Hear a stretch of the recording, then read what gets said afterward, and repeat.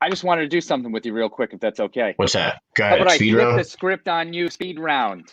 You ready? Oh, dude, fuck yeah. Let's do All it. right, here we go. I just got 5 questions. Kelly Kapowski or Kelly Bundy? Oh, whoa. God damn it.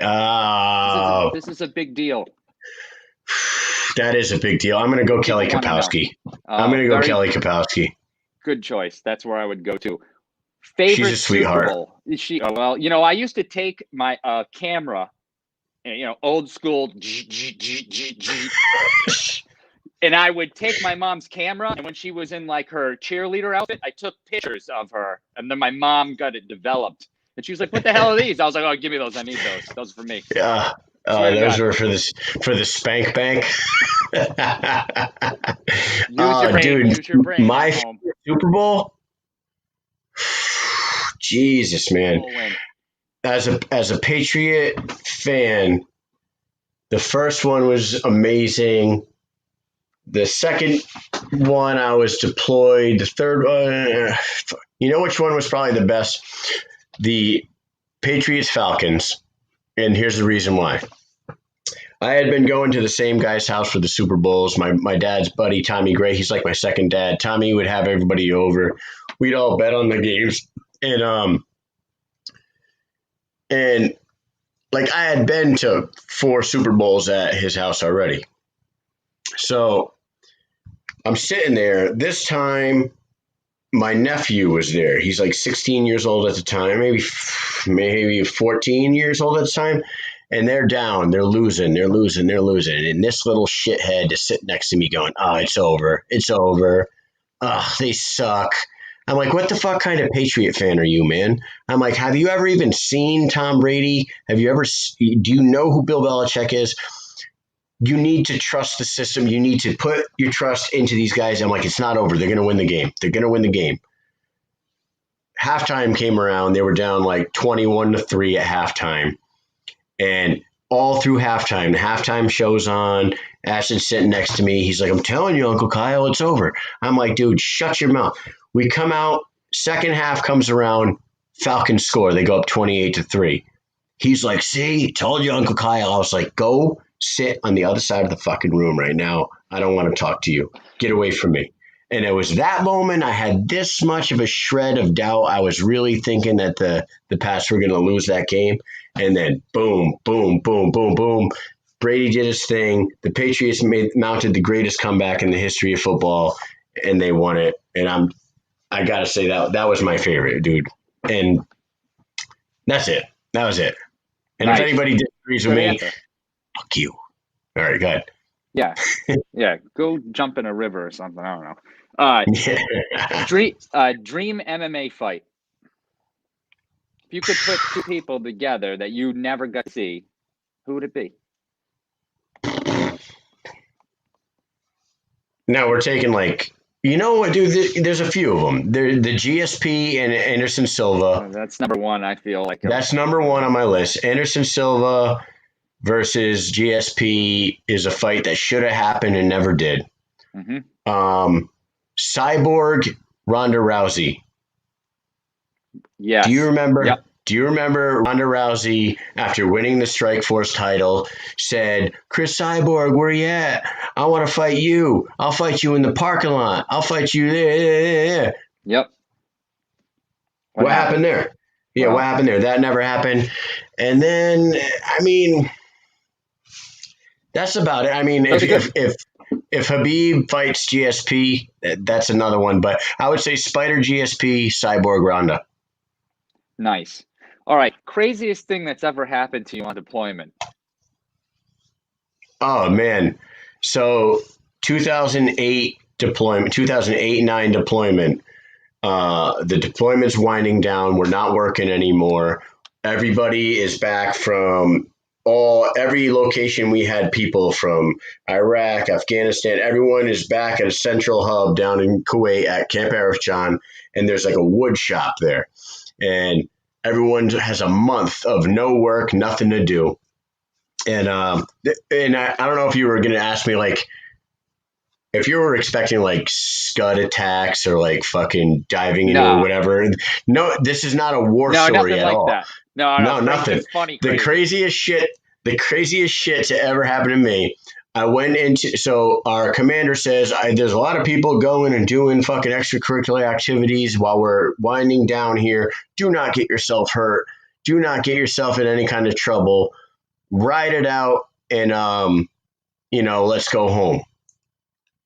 3 days later, I'm in the wood shop and I'm planing this wood. I'm gonna make a cribbage board, and I'm running the wood through. My hand slips off the wood, and my finger jams into the fucking wood planer, and it takes the tip of my finger right off. I don't know if everybody can see that. I call it my Gumby finger, right? See that? It's kind of yeah. I want to get it tattooed. I want to get it tattooed with Gumby's face. Good idea.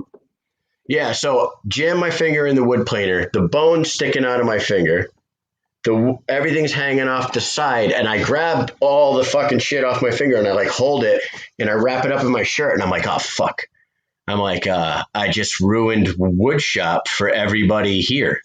So I didn't tell anyone and I left. I left a trail of blood all the way out the wood shop. I walked over to the TMC. And the Navy guy at the medical center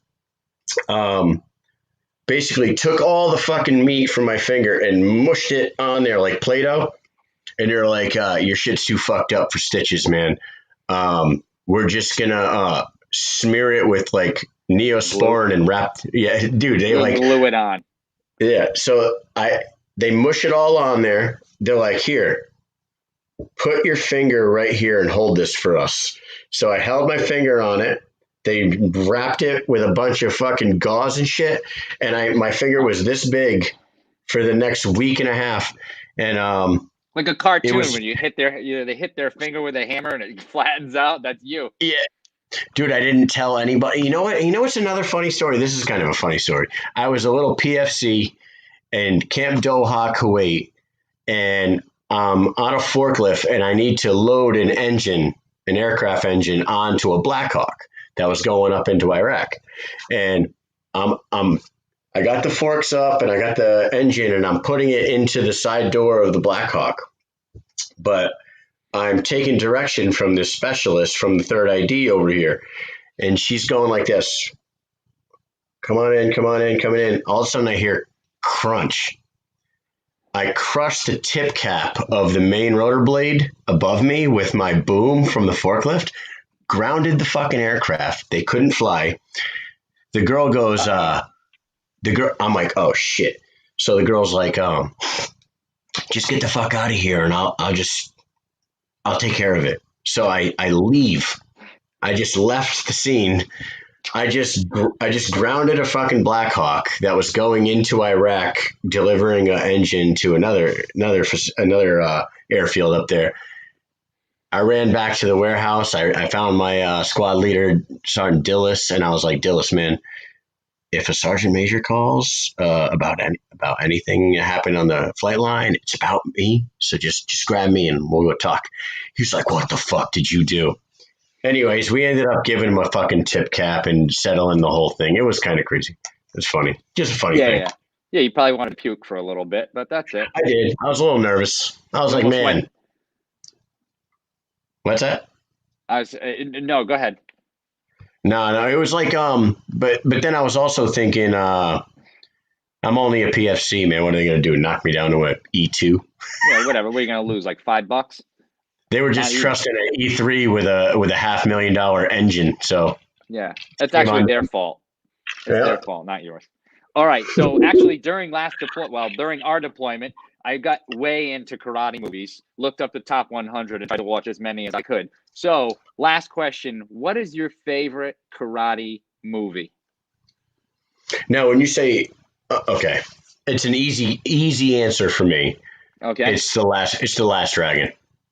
Okay. It's the Last Dragon. Bruce Leroy. And the quick funny story about that is, dude,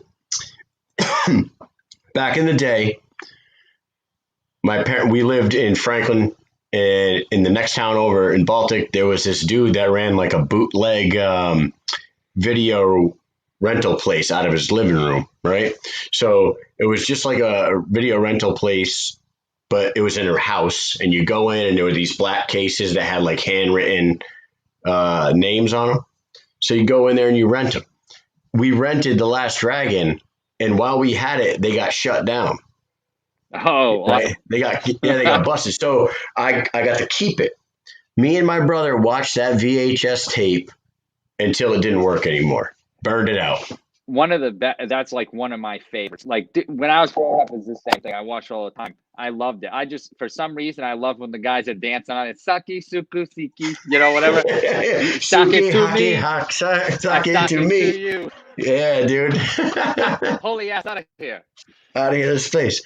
I must see the master. Dude, everything about that movie. And then, like, if I had to name you a couple other ones, Big Trouble in Little China, Bloodsport.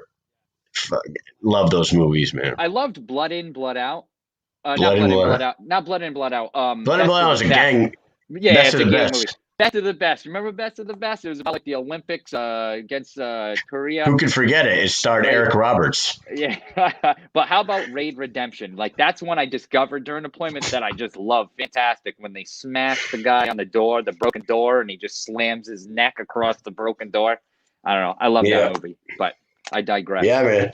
Dude, I love the speed round. Thank you for turning the tables on me. That was great. That's cool.